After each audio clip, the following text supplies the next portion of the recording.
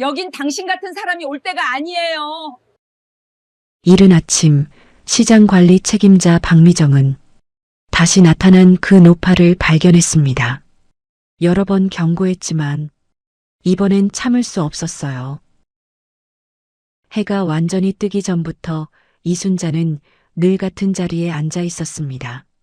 시장 입구에서 조금 벗어난 사람들이 지나다니는 길목이었어요. 손수레 하나에 채소 몇 단과 말린 나물 봉지를 가지런히 펼쳐놓고 그녀는 아무 말 없이 하루를 시작했습니다. 주름진 손으로 시들어가는 팔을 정리하고 비닐봉지에 담긴 고춧가루를 햇빛에 비춰보며 그녀는 그렇게 오늘도 견뎌냈습니다. 매일 같은 시간, 같은 자리. 그 자리는 그녀에게 허락된 전부였습니다. 가끔 지나가는 사람들이 물건을 집어들고 가격을 물으면 그녀는 작은 목소리로 대답했어요. 1,000원입니다. 2,500원이에요. 깎아달라는 말에도 크게 반응하지 않았습니다. 그저 고개를 끄덕이거나 조용히 물건을 내어주는 게 전부였죠. 그 모든 순간 속에서 이순자는 아무것도 요구하지 않았고 아무에게도 기대지 않으려 했습니다. 손님이 오든 오지 않든 그녀는 그 자리를 지켰습니다. 그건 생계의 문제이기도 했지만 어쩌면 그보다 더 깊은 무언가를 지키는 일이었는지도 몰랐습니다. 이 자리는 그녀가 스스로 선택한 것이었어요. 누구의 도움도 받지 않고 누구에게도 손 벌리지 않으며 자기 힘으로 하루하루를 살아가는 방법. 그게 바로 이순자가 이곳에 있는 이유였습니다. 주변 상인들은 그녀를 알고 있었지만 특별히 관심을 두지 않았어요. 그저 늘 있는 풍경처럼 어느 날부터 거기 있었고 앞으로도 계속 있을 사람. 그게 이순자였습니다. 간혹 누군가 오늘은 좀 춥지 않으세요? 하고 물으면 그녀는 짧게 웃으며 괜찮습니다 하고 답했어요. 더 이상의 대화는 이어지지 않았고 그녀도 원하지 않았습니다. 이순자는 바람에 날리지 않게 비닐을 돌로 눌러두고 무릎 담요를 다시 여미며 하루를 기다렸습니다. 그 조용한 기다림 속에서 그녀는 자신만의 방식으로 존재하고 있었어요. 말없이 그러나 단단하게. 아침 햇살이 조금씩 강해지면서 시장도 활기를 띠기 시작했습니다. 상인들의 호객 소리가 여기저기서 들렸고 사람들의 발걸음도 잦아졌어요. 이순자는 그 모든 소음 속에서도 변함없이 앉아 있었습니다. 가끔 아는 얼굴이 지나가면 눈인사를 나눴고 물건을 사가는 손님에게는 작은 목소리로 감사를 전했어요. 고맙습니다. 또 오세요. 그 짧은 말들이 그녀가 하루 동안 나누는 거의 전부였습니다. 그때 단정한 코트를 입은 여성 하나가 시장 입구 쪽에서 걸어왔습니다. 박미정이었어요. 50대 중반의 그녀는 걸음걸이부터 표정까지 모든 것이 정돈된 사람이었습니다. 시장을 지나갈 때도 그녀는 주변을 유심히 살폈어요. 상인들의 자리 배치, 통행에 방해가 되는 물건들, 어지럽게 쌓인 박스들. 그녀의 시선은 언제나 질서를 찾고 있었습니다. 무엇이 제자리에 있고 무엇이 그렇지 않은지 그걸 판단하는 게 그녀의 일이었고 그녀는 그 일을 진지하게 받아들이고 있었습니다. 박미정은 시장 관리 업무를 담당하는 업체 소속이었어요. 정확히는 그 업체가 관리하는 구역의 책임자였습니다. 그녀에게 시장은 단지 사람 사는 곳이 아니라 관리되어야 할 공간이었어요. 규칙이 있어야 하고 정해진 자리가 있어야 하며 모두가 그걸 지켜야 한다고 믿었습니다. 그 믿음은 악의에서 나온 게 아니었습니다. 오히려 그 반대였죠. 그녀는 진심으로 이곳이 제대로 돌아가길 바라는 사람이었으니까요. 박미정에게 규칙을 어기는 사람은 질서를 어지럽히는 존재였고 그건 용납할 수 없는 일이었습니다. 허가받지 않은 자리에서 장사하는 사람, 통행을 방해하는 물건을 쌓아두는 사람, 정해진 시간을 지키지 않는 사람. 그런 사람들을 그녀는 문제라고 인식했어요. 개인적인 감정은 아니었습니다.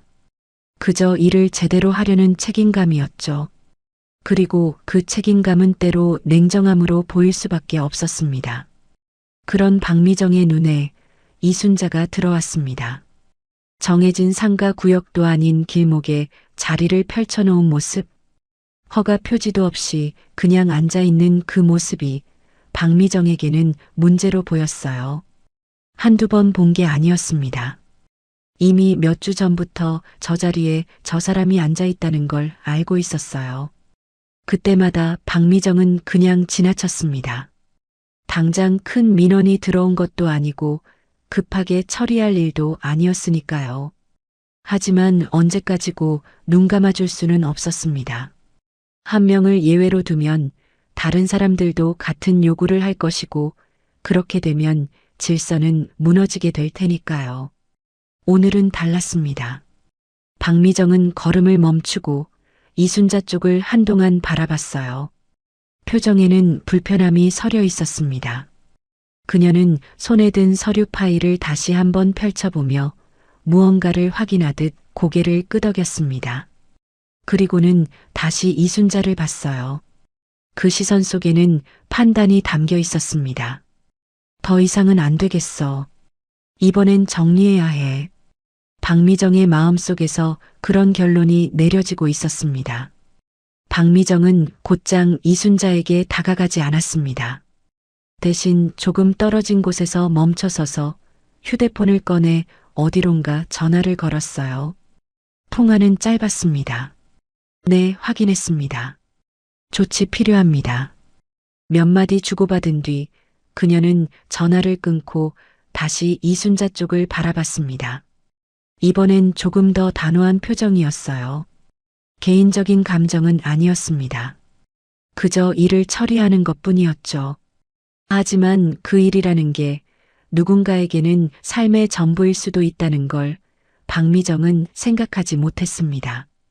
이순자는 그 시선을 느꼈습니다. 하지만 고개를 들지 않았어요. 그저 손에 쥔 채소 봉지를 다시 한번 매만지며 가만히 앉아 있었습니다. 시선이 꽂히는 건 알았지만 그녀는 반응하지 않았어요.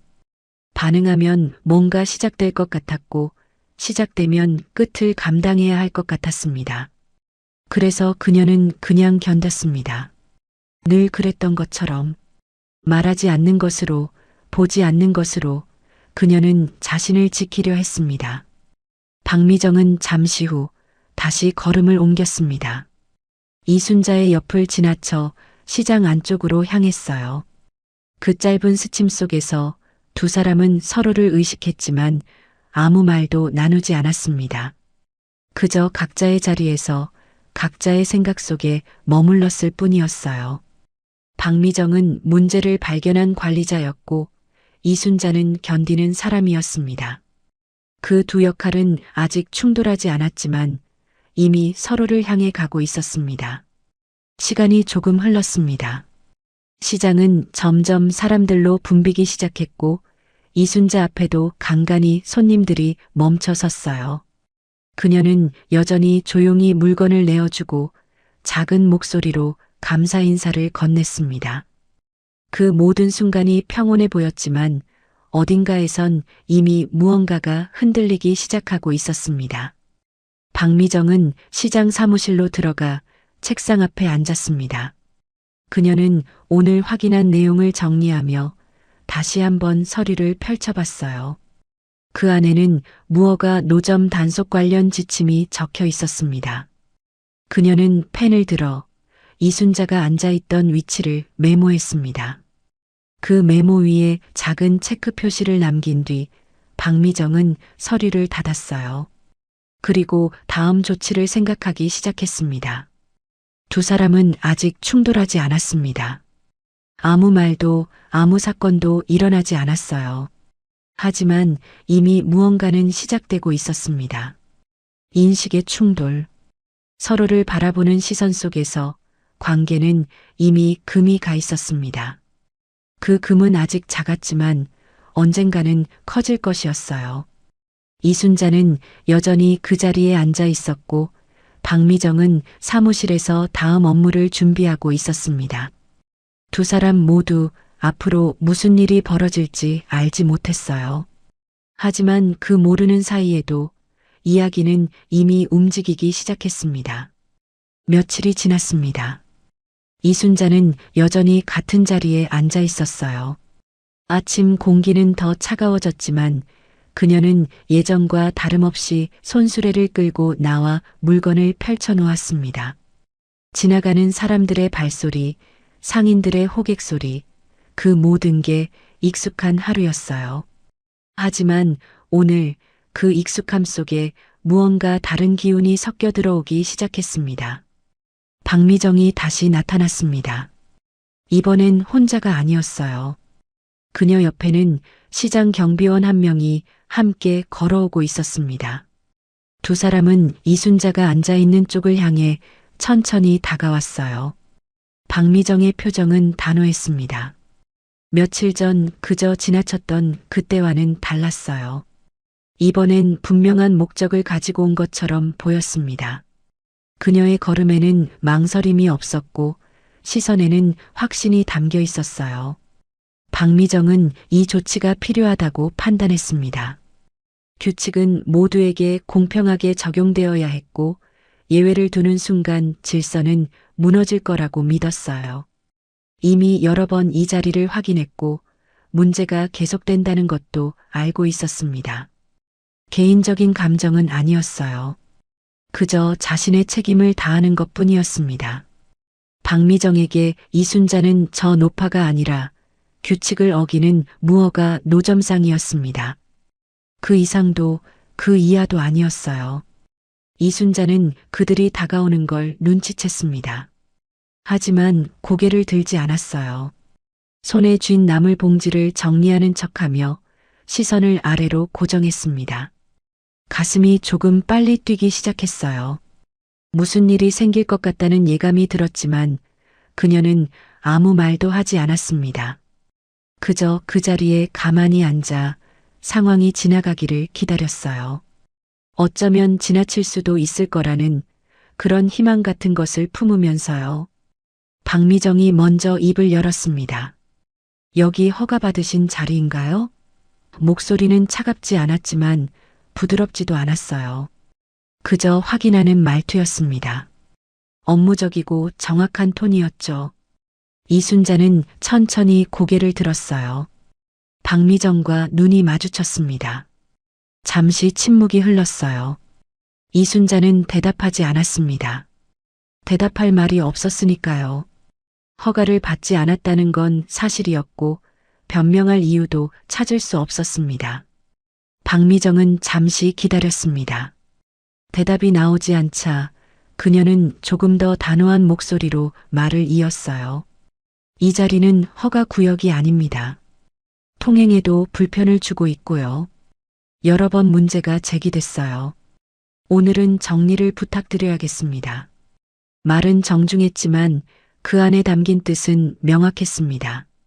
더 이상 이곳에 있으면 안 된다는 거였어요. 박미정은 이 말을 하면서도 자신이 옳다고 믿었습니다. 이건 규칙이었고 규칙은 지켜져야 했으니까요. 이순자는 여전히 아무 말도 하지 않았습니다. 그저 박미정을 바라볼 뿐이었어요. 그 시선 속에는 항변도 변명도 없었습니다. 다만 조용한 거부만이 있었어요. 말하지 않는 것으로 그녀는 자신의 입장을 드러내고 있었습니다. 설명할 생각이 없었고 사정을 호소할 마음도 없었어요. 그냥 이 자리에서 물러나지 않겠다는 그것뿐이었습니다. 이순자에게 이 자리는 단순한 장사 공간이 아니었어요. 이건 그녀가 스스로 선택한 삶의 방식이었고 아무에게도 기대지 않겠다는 다짐의 표현이었습니다. 박미정은 이순자의 침묵을 받아들이지 못했습니다. 그녀는 경비원을 돌아보며 짧게 말했어요. 정리 도와드리세요. 경비원이 앞으로 나섰습니다. 그는 이순자 앞에 놓인 손수레를 가리키며 조심스럽게 말했어요. 어르신, 일어나셔야 합니다. 이곳은 영업 금지 구역입니다. 그의 목소리에는 미안함 같은 게 조금 섞여 있었지만 그래도 해야 할 일은 해야 했습니다. 이순자는 그제야 천천히 일어났습니다. 하지만 물건을 치우지는 않았어요. 그저 서 있을 뿐이었습니다. 경비원은 난처한 표정을 지으며 박미정을 다시 쳐다봤어요. 박미정은 한숨을 짧게 내쉬고는 다시 이순자를 향해 말했습니다. 어르신, 규칙은 모두에게 적용됩니다. 이해해 주셔야 해요. 그 말 속에는 확신이 담겨 있었습니다. 박미정은 자신이 하는 일이 옳다고 믿었어요. 이건 개인적인 감정의 문제가 아니라 질서를 지키는 일이었으니까요. 누군가는 이런 일을 해야 하고 그게 자신의 역할이라고 생각했습니다. 이순자는 결국 손수레를 잡았습니다. 천천히, 아주 천천히 물건을 정리하기 시작했어요. 채소 몇 단을 수레에 실었고 나물 봉지들을 한 곳에 모았습니다. 그 모든 동작이 느렸어요. 서두르지 않았고 재촉에 반응하지도 않았습니다. 그저 자기 속도로 자기 방식대로 움직였어요. 담요를 접고 비닐을 걷고 하나하나 정리하는 그 시간 동안 이순자는 아무 말도 하지 않았습니다. 하지만 그 침묵 속에는 많은 것이 담겨 있었어요. 억울함, 분함, 그리고 어쩔 수 없다는 체념까지. 박미정은 그 모습을 지켜봤습니다. 조금 불편한 마음이 들었지만 그녀는 그 감정을 밀어냈어요. 이건 필요한 조치였고 누군가는 해야 할 일이었으니까요. 감정에 휘둘려선 안 된다고 스스로에게 다짐했습니다. 그녀는 경비원에게 고개를 끄덕이며 자리를 떠났습니다. 더 이상 지켜볼 필요가 없다고 판단했어요. 문제는 해결됐으니까요. 박미정에게 이 사건은 그렇게 끝났습니다. 하나의 업무 처리, 하나의 문제 해결. 그 이상도 그 이하도 아니었어요. 이순자는 혼자 남았습니다.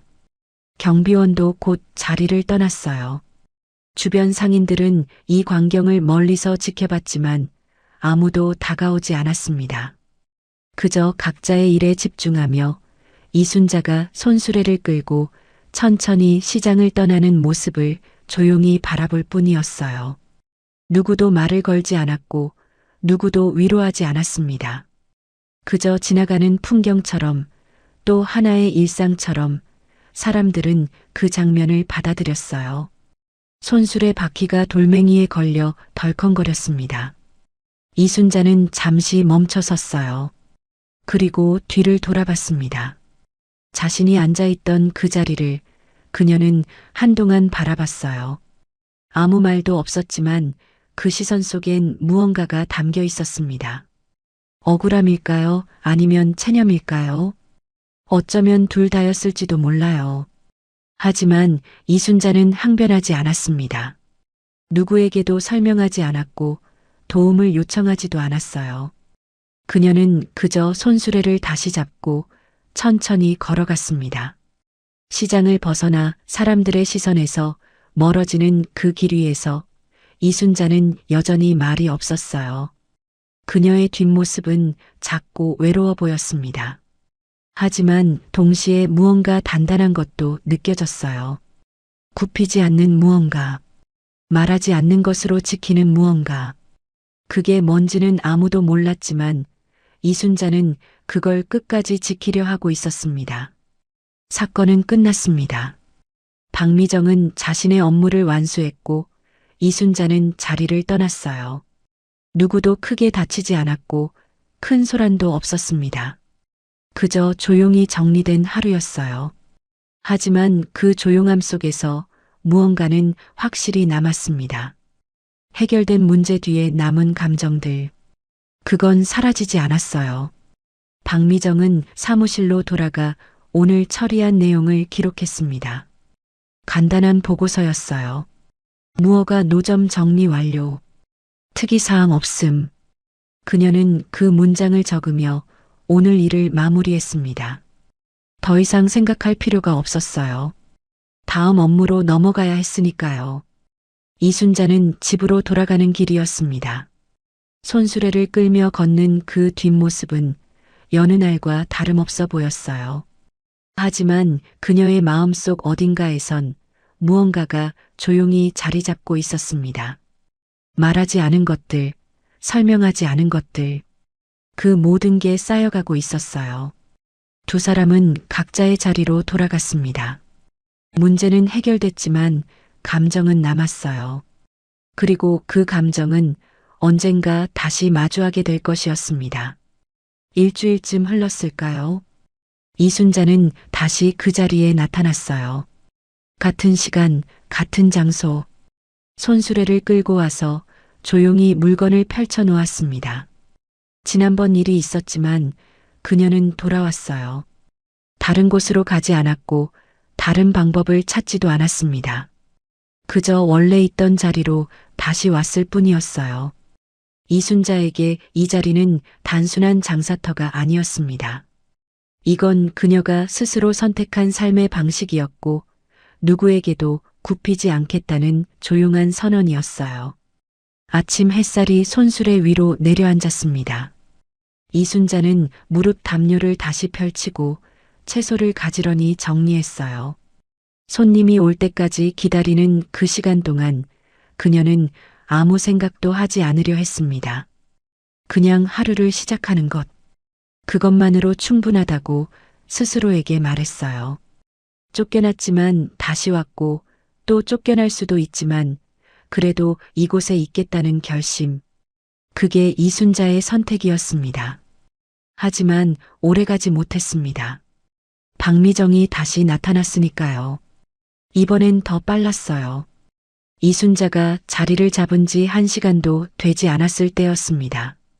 박미정은 멀리서 이순자를 발견하고는 곧장 휴대폰을 꺼냈어요. 전화를 걸며 걸어오는 그 모습 속에는 지난번과는 다른 결연함이 담겨 있었습니다. 그녀의 표정은 더 단단해져 있었고 걸음은 더 빨라져 있었어요. 박미정은 믿을 수 없었습니다.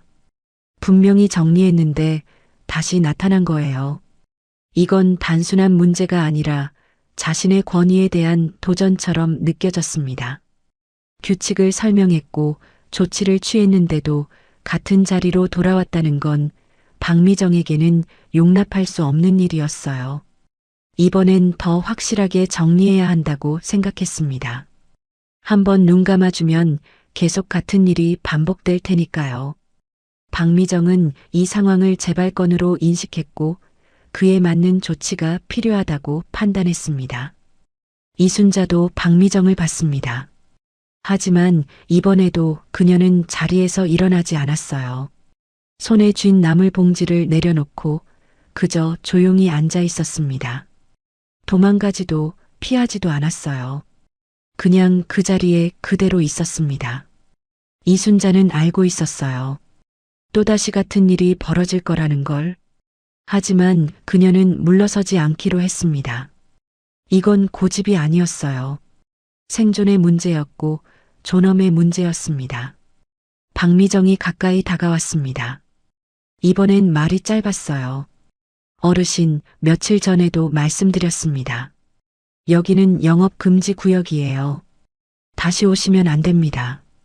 목소리는 여전히 정중했지만 그 안에 담긴 단호함은 더 강해져 있었어요. 박미정은 더 이상 이걸 반복하고 싶지 않았습니다. 한번 정리한 문제가 다시 생긴 것. 그건 그녀에게 규칙이 무너지는 것처럼 느껴졌어요. 자신의 말이 무시당했다는 느낌, 자신의 권한이 도전받는다는 느낌. 그게 박미정을 더 강경하게 만들었습니다. 이순자는 대답하지 않았습니다. 박미정을 바라보지도 않았어요. 그저 앞을 향한 채 아무 반응도 보이지 않았습니다. 그 침묵은 지난번보다 더 무거웠어요. 말이 없다는 건 때로는 가장 강한 거부였으니까요. 이순자는 설명할 생각이 없었습니다. 왜 다시 왔는지, 왜 이 자리를 고집하는지 그 어떤 것도 말하지 않을 거였어요. 말한다고 해서 달라질 것도 없었고 이해받을 거라는 기대도 없었으니까요. 박미정은 참았던 한숨을 내쉬었습니다. 그리고는 다시 전화를 걸었어요. 이번엔 경비원이 아니었습니다. 시장관리본부였어요. 통화는 길지 않았지만 박미정의 목소리는 단단했습니다. 네, 재발건입니다. 이번엔 확실히 조치 부탁드립니다. 법적 검토도 함께 진행해 주세요. 그녀는 전화를 끊고 이순자를 한 번 더 바라봤어요. 그 시선 속엔 이제 동정도 망설임도 없었습니다. 그저 처리해야 할 업무만 남아 있었어요. 박미정은 확신하고 있었습니다. 이건 자신의 잘못이 아니라고. 규칙을 어긴 건 저 노파이고 자신은 단지 그 규칙을 지키려는 것뿐이라고. 여러 번 기회를 줬고 충분히 설명했어요. 그런데도 계속 같은 자리로 돌아온다면 이젠 더 확실한 조치가 필요하다고 판단했습니다. 그건 개인 감정이 아니라 책임감에서 나온 결정이었어요. 박미정은 자신이 옳은 일을 하고 있다고 누가 뭐래도 이건 필요한 일이라고 믿었습니다. 1시간쯤 지났을까요? 관리본부에서 직원 2명이 도착했습니다. 그들은 박미정과 짧게 이야기를 나눈 뒤 이순자에게 다가갔어요. 어르신, 일어나셔야 합니다. 이곳은 더 이상 사용하실 수 없어요. 재발 시에는 법적 조치가 있을 수 있습니다. 말투는 정중했지만 그 뒤에 따라올 조치는 분명했습니다. 이번엔 경고가 아니라 실제 조치였어요. 이순자는 천천히 고개를 들었습니다. 직원들을 바라보고 그 뒤에 서 있는 박미정을 봤어요. 잠시, 아주 짧은 순간 동안 이순자의 눈빛이 흔들렸습니다. 하지만 그녀는 여전히 말하지 않았어요. 입을 열지 않았고 설명하지 않았습니다. 그저 천천히 일어나 손수레를 잡았어요. 직원들은 이순자가 물건을 정리하는 걸 지켜봤습니다. 이번엔 더 빨리 끝났어요. 이순자는 익숙하게 짐을 챙겼고 수레를 끌었습니다. 그 모든 동작 속에 저항은 없었어요. 다만 느림만 있었습니다. 서두르지 않는 그 속도는 어쩌면 마지막 존엄을 지키는 방식이었는지도 몰라요. 이순자는 담요를 접고 채소를 담고 나무를 정리했습니다. 하나하나 천천히 자기 방식대로. 누가 재촉해도 속도를 바꾸지 않았어요. 그게 그녀가 지킬 수 있는 유일한 것이었으니까요. 박미정은 그 모습을 끝까지 지켜봤습니다. 이순자가 시장을 떠날 때까지 그녀는 그 자리에 서 있었어요. 마음 한편이 불편했지만 박미정은 그 감정을 인정하지 않으려 했습니다. 이건 옳은 일이었고 필요한 조치였으니까요. 감정에 휘둘려선 안 된다고 스스로에게 다짐했어요. 하지만 이순자의 느린 뒷모습을 보며 박미정은 순간적으로 뭔가 불편한 기분을 느꼈습니다. 그 감정이 뭔지는 정확히 알 수 없었지만 그녀는 그걸 빠르게 밀어냈어요. 이순자가 완전히 사라진 뒤 박미정은 직원들에게 고맙다는 인사를 건넸습니다. 그리고는 사무실로 돌아갔어요. 오늘 처리한 내용을 다시 한번 기록해야 했으니까요. 보고서에는 간단히 적혔습니다. 무허가 노점 재발건, 최종 정리 완료. 법적 조치 경고 전달. 추가 조치 예정. 그 문장을 쓰는 동안 박미정은 이제 이 일이 끝났다고 믿었어요. 더 이상 같은 문제가 반복되지 않을 거라고 확신했습니다. 하지만 이순자에게는 끝이 아니었습니다. 그녀는 집으로 돌아가는 길에 손수레를 잠시 세웠어요. 길가에 앉아 한참을 그냥 있었습니다. 지나가는 사람들은 그녀를 신경 쓰지 않았어요. 그저 또 한 명의 노인일 뿐이었으니까요. 이순자는 가방 안에서 낡은 휴대폰을 꺼냈습니다. 화면을 켰어요. 전화번호부에는 이름 하나가 있었습니다. 아들. 그녀는 그 이름을 한참 동안 바라봤어요. 손가락이 화면 위에 머물렀지만 누르지 않았습니다.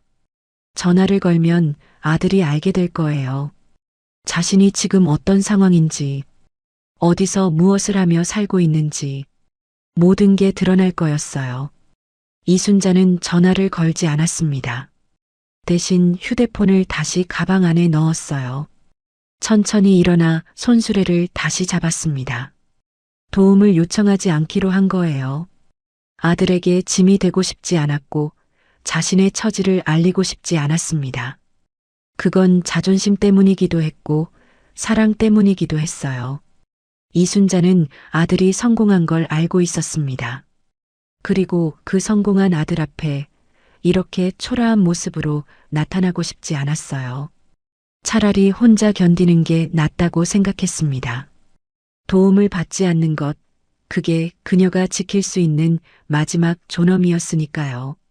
그날 저녁 이순자는 작은 방 안에 혼자 앉아 있었습니다. 창밖으로 어둠이 내려앉았어요. 그녀는 아무 생각도 하지 않으려 했지만 마음속엔 무언가가 계속 남아 있었습니다. 말하지 않은 것들, 설명하지 않은 것들, 요청하지 않은 도움들, 그 모든 게 조용히 쌓여가고 있었어요. 박미정도 그날 저녁 집에 돌아가 하루를 정리했습니다. 오늘 처리한 일들을 떠올리며 그녀는 스스로를 다독였어요. 잘한 일이라고, 누군가는 해야 하는 일이었다고. 하지만 잠들기 전 이순자의 그 조용한 뒷모습이 문득 떠올랐습니다. 박미정은 고개를 저었어요. 생각하지 않기로 했습니다. 두 사람은 서로 다른 공간에 있었지만 같은 밤을 지나고 있었어요. 그리고 그 밤 속에서 돌이킬 수 없는 무언가가 이미 시작되고 있었습니다. 관계는 완전히 무너졌고 그 틈은 이제 메울 수 없을 만큼 벌어져 있었어요. 아무도 그걸 알지 못했지만 이미 선은 넘어져 있었습니다. 도심 한복판에 위치한 고층 빌딩 최상층에서 김도연은 보고서를 검토하고 있었습니다. 39살의 그는 이 건물을 소유한 기업의 회장이었어요. 책상 위에는 각 부서에서 올라온 서류들이 가지런히 쌓여 있었고 그는 하나씩 천천히 읽어내려갔습니다. 감정을 드러내지 않는 얼굴이었어요. 그저 내용을 파악하고 판단하고 결정하는 것. 그게 그의 일이었습니다. 김도연은 숫자와 사실만을 신뢰했습니다. 사람의 말보다 데이터를, 감정보다 결과를 중요하게 여겼어요. 그렇게 회사를 이끌어왔고 그 방식은 지금까지 효과적이었습니다. 개인적인 감정이 업무에 개입하는 걸 허락하지 않았어요. 그건 판단을 흐리게 만들 뿐이라고 믿었으니까요. 김도연에게 중요한 건 효율이었고 정확성이었으며 결과였습니다. 그 외의 것들은 부차적이었어요. 비서가 노크 소리와 함께 들어왔습니다. 회장님, 시장관리 부문 월간 보고서입니다. 김도연은 고개를 끄덕이며 서류를 받았어요. 자사가 위탁 관리 중인 여러 시설의 운영 현황이 담긴 보고서였습니다. 그는 천천히 페이지를 넘기며 내용을 확인했어요. 대부분은 예상 범위 내의 수치들이었습니다. 임대료 수납률, 시설 유지비, 민원 처리 건수, 모든 게 정상적으로 보였어요. 하지만 한 항목에서 김도연의 손이 멈췄습니다. 무허가 노점 단속 건, 같은 장소에서 반복 발생, 재발 방지 조치 시행 중, 법적 조치 검토. 김도연은 그 부분을 다시 읽었습니다. 같은 사람이 같은 자리에 계속 나타난다는 내용이었어요. 2번 정리했지만 문제가 지속되고 있다는 기록. 그는 잠시 생각에 잠겼습니다. 이건 단순한 단속건이 아니라 패턴의 문제였어요. 왜 같은 일이 반복되는가? 그 이유를 파악해야 했습니다. 이 건에 대해 더 자세한 보고 받을 수 있나요? 김도연이 비서에게 물었습니다. 비서는 고개를 끄덕이며 메모했어요. 담당 부서에 확인하겠습니다. 김도연은 서류를 덮고 창밖을 바라봤습니다. 도시의 풍경이 한눈에 들어왔어요. 수많은 건물들, 그 안에서 살아가는 사람들. 하지만 그는 그 개개인을 보지 않았습니다. 그저 관리해야 할 구조로만 인식했어요. 효율적으로 작동하는 시스템. 그게 김도연이 추구하는 것이었습니다. 다음 날 추가 보고가 올라왔습니다. 김도연은 그 내용을 꼼꼼히 읽었어요. 60대 후반 여성, 허가 없이 노점 운영, 여러 차례 경고 후에도 재발. 담당자의 의견은 명확했습니다. 법적 조치 검토 필요. 김도연은 보고서를 내려놓고 손가락으로 책상을 가볍게 두드렸습니다. 그는 이 문제를 어떻게 처리해야 할지 고민했어요. 원칙대로라면 법적 조치가 맞았습니다. 규칙을 어긴 사람에게는 그에 상응하는 결과가 따라야 했으니까요. 하지만 김도연은 섣불리 결정하지 않았습니다. 이 반복 패턴의 이유를 먼저 알고 싶었어요. 단순한 고집인가 아니면 다른 사정이 있는가. 데이터만으로는 알 수 없는 부분이었습니다. 김도연은 직접 확인하기로 했어요. 감정적 판단이 아니라 정확한 정보 수집을 위해서였습니다. 담당 책임자와 직접 통화하고 싶습니다. 김도연이 비서에게 지시했어요. 잠시 후 전화가 연결됐습니다. 상대는 박미정이었어요. 그녀는 회장과의 직접 통화에 긴장한 목소리로 상황을 설명했습니다. 여러 번 안내했지만 계속 같은 자리로 돌아옵니다. 다른 상인들도 불만을 제기하고 있고요. 규칙을 지키지 않으시는 겁니다. 김도연은 조용히 들었습니다. 그 사람이 왜 그 자리를 고집하는지 아십니까? 박미정은 잠시 침묵했어요. 그건 확인하지 못했습니다. 대화를 시도했지만 반응이 없었습니다. 김도연은 고개를 끄덕였어요. 알겠습니다. 일단 법적 조치는 보류하세요. 추가 지시가 있을 때까지 현장 관리만 유지해 주시면 됩니다. 전화를 끊은 뒤 김도연은 다시 보고서를 펼쳤습니다. 노점을 운영하던 노파. 이름도 나이도 정확히 적혀 있었지만 그에게 그건 그저 정보일 뿐이었어요. 개인적인 감정을 가질 이유가 없었습니다. 다만 이 문제가 회사 이미지에 영향을 줄 수 있다는 점, 그리고 반복되는 민원이 운영 효율성을 떨어뜨린다는 점, 그것만이 중요했어요. 김도연은 결정했습니다. 직접 확인하기로요. 하지만 회장 신분으로 가는 건 아니었어요. 그냥 한 명의 관리자처럼 조용히 현장을 파악하는 거였습니다. 개인적인 개입은 피하되 정확한 상황 판단은 필요했으니까요.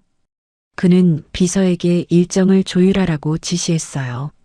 며칠 뒤 김도연은 평상복 차림으로 그 시장을 찾았습니다. 아침 일찍이었어요. 그는 시장 입구에서 천천히 걸으며 주변을 관찰했습니다. 상인들의 배치, 통행 흐름, 관리 상태, 모든 게 그의 눈에 들어왔어요. 그리고 보고서에 적혀 있던 그 자리에 도착했을 때 그는 멈춰 섰습니다. 그곳은 비어 있었습니다. 이순자는 더 이상 오지 않고 있었어요. 김도연은 그 자리를 잠시 바라봤습니다.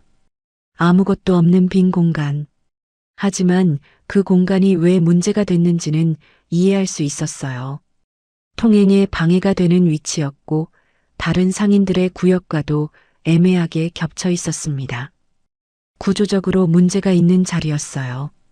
김도연은 주변 상인에게 다가가 자연스럽게 물었습니다. 여기 전에 물건 파시던 분 계셨나요? 상인은 고개를 끄덕였어요. 네, 할머니 한 분 계셨는데 요즘은 안 보이네요. 관리 쪽에서 정리했나 봐요. 김도연은 더 이상 묻지 않았습니다. 충분히 파악했으니까요. 그는 시장을 떠나며 생각했습니다. 이 문제는 이미 해결됐어요. 노파는 더 이상 나타나지 않고 민원도 사라졌습니다. 회사 입장에서는 종결된 건이었어요. 하지만 김도연은 왜인지 마음 한편이 개운하지 않았습니다. 뭔가 놓친 것 같은 느낌. 하지만 그는 그 감정을 무시했어요. 감정은 업무에 도움이 되지 않으니까요. 사무실로 돌아온 김도연은 해당 건을 종결 처리했습니다. 더 이상 추가 조치는 필요 없다고 판단했어요.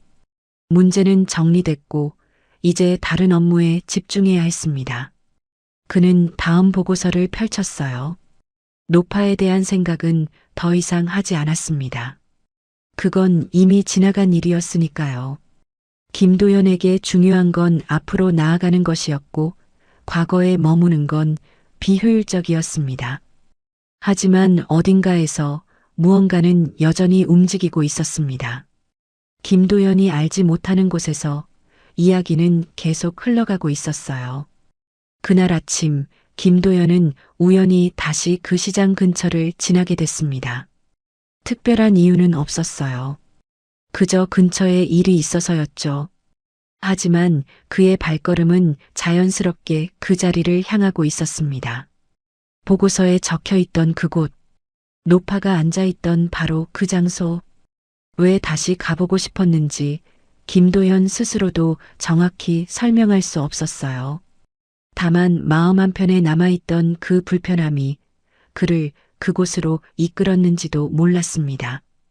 그런데 이번엔 누군가 있었습니다. 이순자였어요. 그녀는 다시 돌아와 있었습니다. 손수레에 물건을 펼쳐놓고 조용히 앉아 있었어요. 김도연은 멀리서 그 모습을 지켜봤습니다. 보고서 속 인물이 현실에서 눈앞에 있었어요. 하지만 그는 다가가지 않았습니다. 그저 관찰할 뿐이었어요. 이순자는 여느 때와 다름없어 보였습니다. 손님을 기다리며 앉아 있고 가끔 물건을 정리하는 모습. 하지만 김도연의 눈에는 뭔가 달라 보였어요. 그 조용함 속에 담긴 고집 같은 것. 포기하지 않는 태도. 그게 왜인지 그는 알 수 없었습니다. 잠시 후 익숙한 인물이 나타났습니다. 박미정이었어요. 그녀는 이순자를 발견하고는 빠른 걸음으로 다가갔습니다. 김도연은 더 뒤로 물러나 그 광경을 지켜봤어요.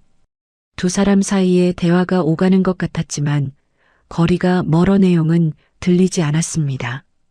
하지만 분위기만으로도 충분히 알 수 있었어요. 긴장과 충돌. 박미정의 표정이 점점 굳어졌습니다. 이순자는 여전히 말이 없었어요. 그 침묵이 박미정을 더 답답하게 만드는 것 같았습니다. 잠시 후 박미정이 전화를 걸었어요. 그리고 기다렸습니다. 누군가 올 때까지. 김도연은 더 이상 지켜보지 않기로 했습니다. 이건 현장 관리의 문제였고 자신이 개입할 사안이 아니었으니까요. 그는 시장을 떠나려 했어요. 하지만 발걸음이 쉽게 떨어지지 않았습니다. 무언가 마음에 걸렸어요. 그 노파의 얼굴.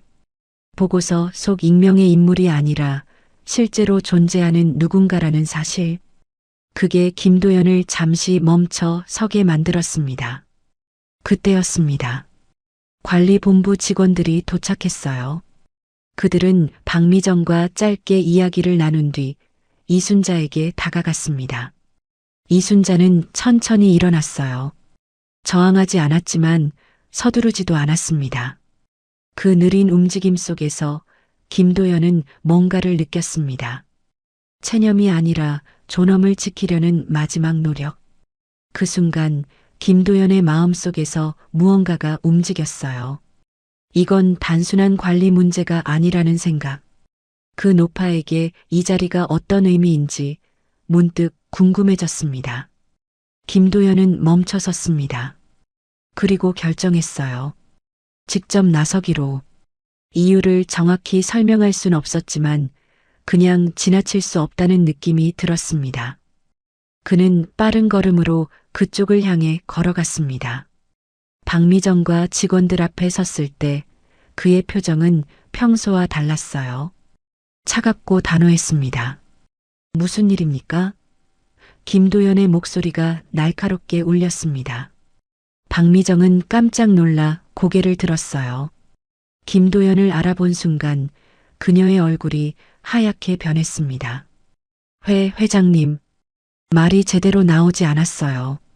주변 직원들도 당황한 표정으로 김도연을 바라봤습니다. 김도연은 이순자를 보았습니다. 그리고 다시 박미정을 봤어요. 이 어르신이 무슨 문제를 일으켰습니까? 박미정은 말을 더듬으며 대답했어요. 그게 무허가 노점으로 여러 번 정리했지만 계속. 김도연은 그 말을 끊었습니다. 여러 번? 그 한마디에 박미정은 움츠러들었어요. 김도연의 시선이 차가웠으니까요. 이 어르신께 어떻게 대했는지 설명해 보시겠습니까? 박미정은 입술을 떨었습니다. 저는 규칙에 따라 업무를 처리한 것뿐입니다. 목소리가 점점 작아졌어요. 김도연은 한 걸음 더 다가갔습니다. 규칙. 그가 그 단어를 천천히 되뇌었어요. 당신이 처리한 건 규칙이 아니라 사람입니다. 박미정의 얼굴이 더 창백해졌습니다. 주변이 조용해졌어요. 사람들이 하나둘 모여들기 시작했습니다. 김도연은 이순자를 향해 몸을 돌렸습니다. 어르신, 괜찮으십니까? 이순자는 김도연을 바라봤어요. 처음으로 누군가 자신에게 물었습니다. 괜찮은지. 하지만 이순자는 대답하지 않았어요. 그저 고개를 살짝 숙였을 뿐이었습니다. 김도연은 다시 박미정에게 시선을 돌렸습니다. 이 일을 어떻게 처리할 생각이었습니까? 박미정은 떨리는 목소리로 답했어요. 법적 조치를 검토하려. 그 말이 끝나기도 전에 김도연이 말을 잘랐습니다. 법적 조치. 이 어르신께. 박미정은 고개를 들지 못했습니다. 김도연의 목소리 속에 담긴 분노를 느꼈으니까요. 당신은 이 어르신이 왜 여기 계시는지 물어보기나 했습니까? 어떤 사정이 있는지 알려고 했습니까? 박미정은 아무 대답도 할 수 없었어요. 김도연의 다음 말이 떨어졌습니다. 이 어르신은. 그가 잠시 멈췄어요. 제 어머니십니다. 그 한마디에 주변이 얼어붙었어요. 박미정은 믿을 수 없다는 표정으로 김도연을 바라봤습니다. 그리고 이순자를 봤어요.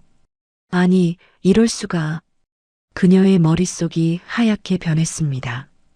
이순자는 김도연을 바라봤습니다. 그 눈빛 속엔 놀라움도 기쁨도 없었어요. 그저 깊은 슬픔만이 담겨 있었습니다. 김도연도 그걸 느꼈어요. 어머니의 그 시선이 그에게 무언가를 말하고 있었습니다. 하지만 그는 이해할 수 없었어요. 왜 어머니가 이곳에 있었는지, 왜 자신에게 연락하지 않았는지. 박미정은 무릎이 꺾이는 것 같았습니다. 죄송합니다. 정말 몰랐습니다. 그녀는 고개를 숙였어요. 손이 떨렸습니다. 공포가 밀려왔어요. 자신이 무슨 짓을 한 건지 이제야 깨달았습니다. 회장의 어머니를 자신이 여러 번. 박미정의 얼굴은 창백했고 입술은 바들바들 떨렸어요. 김도연은 차갑게 말했습니다. 당신은 해임입니다. 당장 짐을 싸십시오. 박미정은 고개를 들지 못한 채 그 자리에 서 있었어요. 변명할 말도 용서를 구할 용기도 없었습니다. 주변 직원들도 숨을 죽이고 있었어요. 하지만 이순자는 그 모든 상황 속에서 아무 말도 하지 않았습니다. 사과를 받아도 복수가 이루어져도 그녀의 마음속엔 아무것도 채워지지 않았어요. 오히려 더 깊은 공허함만 느껴졌습니다. 이건 그녀가 원했던 게 아니었어요. 이순자는 아들에게 알려지고 싶지 않았고 이렇게 드러나고 싶지 않았습니다. 도움받고 싶지 않았어요. 김도연은 어머니의 침묵을 느꼈습니다. 그 침묵이 무엇을 의미하는지 그는 알 수 없었어요. 하지만 분명한 건 이 모든 게 잘못됐다는 것. 자신이 개입해서도 복수를 해서도 아무것도 해결되지 않았다는 것. 이순자는 천천히 손수레를 잡았습니다. 그리고 조용히 그 자리를 떠났어요. 김도연은 어머니를 붙잡지 않았습니다. 그녀의 뒷모습을 바라보며 그는 무력감을 느꼈어요. 박미정은 여전히 고개를 숙인 채 서 있었고 주변 사람들은 침묵했습니다. 그 순간 모든 게 끝난 것 같았지만 사실은 아무것도 끝나지 않았어요. 김도연은 어머니가 왜 떠나는지 알 수 없었습니다. 이순자는 아들의 도움을 거부하며 멀어져 갔어요. 박미정은 자신이 저지른 일의 무게를 온몸으로 느끼고 있었습니다. 세 사람 모두 각자의 방식으로 무너지고 있었어요. 하지만 아무도 서로를 구할 수 없었습니다. 그저 각자의 고통 속에서 홀로 서 있을 뿐이었습니다. 사무실로 돌아온 김도연은 창밖을 바라보며 서 있었습니다. 도시의 불빛이 반짝이고 있었지만 그는 아무것도 보지 않았어요. 책상 앞에 앉아 한참을 그냥 있었습니다. 오늘 있었던 일들이 머릿속을 맴돌았어요. 어머니의 그 표정, 말없이 떠나던 뒷모습, 그 모든 게 그를 혼란스럽게 만들었습니다. 왜 어머니는 자신에게 연락하지 않았을까요? 왜 그 자리에 혼자 앉아 있었을까요? 그 모든 게 이해되지 않았습니다. 비서가 들어와 서류를 내밀었습니다. 회장님, 박미정 씨 해임 처리 완료됐습니다. 후임 인선은 김도연은 손을 들어 말을 막았어요. 나중에 보고하세요. 비서는 고개를 숙이고 물러났습니다. 김도연은 혼자 남았어요. 그는 휴대폰을 꺼내 어머니의 번호를 찾았습니다. 화면을 한참 바라보다가 전화를 걸었어요. 신호음이 길게 울렸습니다. 한 번, 두 번, 세 번. 받지 않았어요. 김도연은 전화를 끊고 다시 걸었습니다. 이번에도 받지 않았어요. 그는 휴대폰을 내려놓았습니다. 어머니는 자신의 전화를 받지 않고 있었어요. 왜일까요? 자신이 도우려 했는데 왜 거부하는 걸까요? 김도연은 어머니를 도우려 했어요. 하지만 어머니는 그의 도움을 원하지 않는 것 같았습니다. 오늘 그 시선 속에서 그는 거부를 느꼈으니까요. 자신이 개입한 게 오히려 어머니를 더 힘들게 만든 건 아닐까? 그런 생각이 들기 시작했습니다. 며칠이 지났습니다. 김도연은 다시 그 시장을 찾았어요. 하지만 이순자는 없었습니다. 그 자리는 비어 있었어요. 주변 상인에게 물었지만 아무도 그녀를 보지 못했다고 했습니다. 김도연은 더 이상 찾지 않았어요. 어머니가 원하지 않는다면 그것도 선택이라고 생각했습니다. 하지만 마음 한편은 여전히 무거웠어요.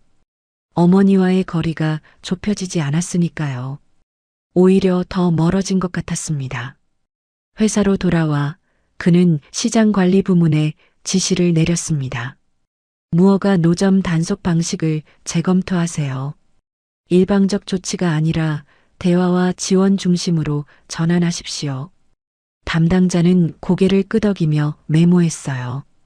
김도연은 그것으로 자신의 역할을 끝냈다고 생각했습니다. 회장으로서 할 수 있는 건 했어요. 그 이상은 어머니의 선택을 존중하는 거라고 스스로에게 말했습니다. 하지만 개인적으로 개입하지 않기로 한 그 결정이 과연 옳은 건지 확신할 수 없었어요.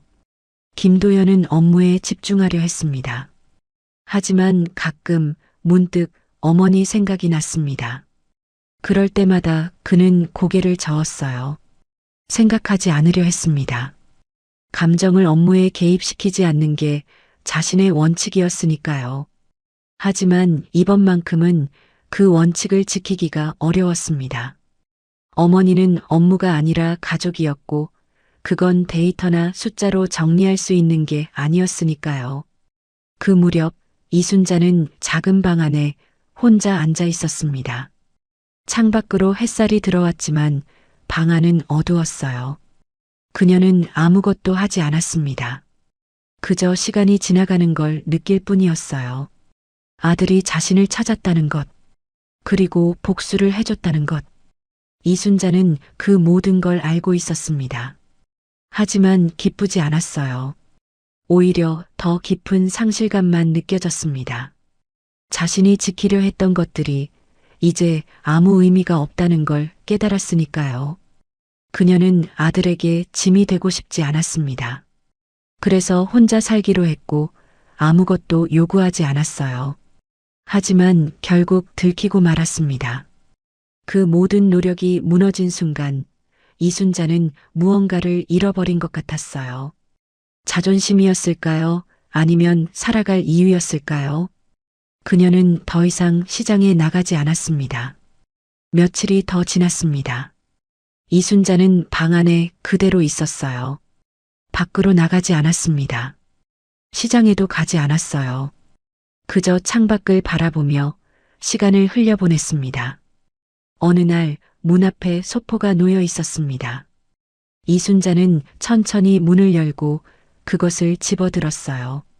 보낸 사람은 적혀 있지 않았지만 그녀는 알고 있었습니다. 아들이 보낸 거라는 것. 소포를 열지 않았어요. 그냥 한 구석에 놓아두었습니다. 김도연도 더 이상 연락하지 않았습니다. 어머니가 받지 않는다면 그것도 대답이라고 생각했어요. 그는 회사 일에 집중했습니다. 감정을 업무에 개입시키지 않으려 애썼어요. 하지만 가끔 문득 어머니 생각이 났습니다. 그럴 때마다 그는 고개를 저었어요. 생각하지 않으려 했습니다. 하지만 그 생각은 쉽게 사라지지 않았어요. 어머니의 뒷모습이, 그 조용한 눈빛이 계속 머릿속에 남아 있었습니다. 박미정은 해임된 뒤 집에만 있었습니다. 밖으로 나가지 못했어요. 사람들을 마주할 용기가 없었으니까요. 그녀는 후회했습니다.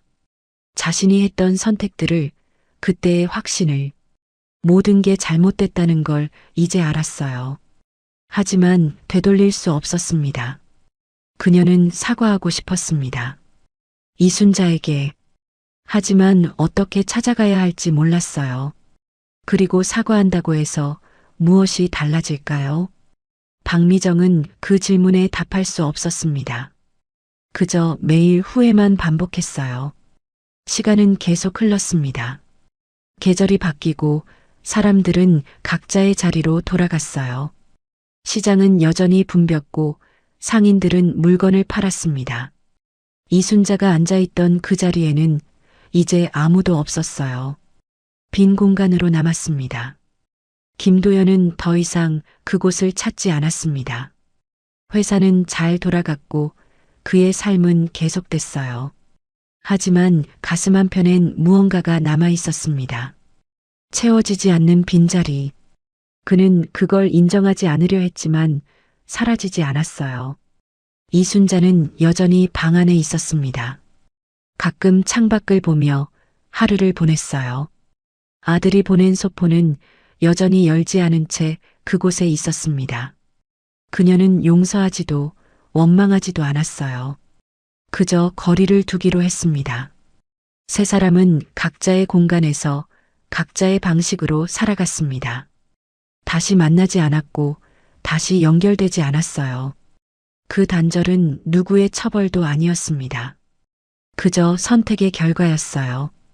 돌이킬 수 없는, 그리고 누구도 완전히 구원받지 못한 결말이었습니다.